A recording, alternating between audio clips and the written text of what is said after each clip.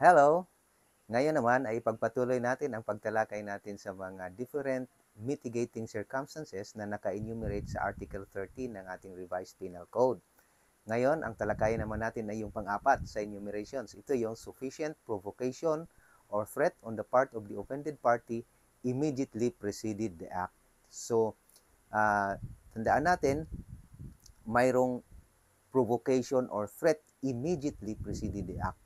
So, kung na-provoke, kung tinithreaten or binabantaan yung akusado ng offended party bago nangyari yung bago ginawa yung krimen, magiging mitigating circumstances provided na dapat yung provocation or yung threat ay dapat sufficient. Hindi yung basta lang kinakantsawan lang o hindi naman masyadong matindi yung threat na kumbaga hindi naman sapat para mag-react siya dapat ng ganun, hindi yun magiging mitigating. Kailangan sufficient yung provocation or yung threat.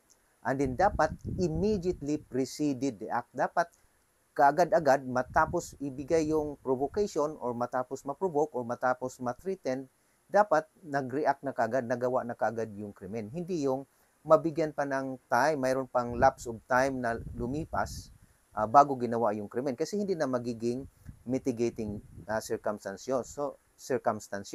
So ang pinaka ano dito, ang pinaka-idea dito is dapat immediately yung hindi na nagkaroon ng time pa yung akusado na magpag-isipan o kumalma para hindi gawin yung nagawa niyang krimen. Kailangan immediately nag-react siya kaagad dahil sa provocation na yon or dahil sa threat na yon. Kasi kung mayroon pa siyang time para pag-isipan, kumalma, hindi na magiging mitigating yon. So dapat immediately. So yun yung keywords doon. Sufficient at saka immediately after, before the act, immediately preceded the act. So kailangan hindi nagkaroon ng time yung akusado na pag-isipan, makapag-isip, kumalma. So dahil sa provocation or threat na ginawa ng offended party, kaya siya nakapag-react ng ganun, kaya nangyari yung krimen. So, yun yung magiging mitigating circumstance.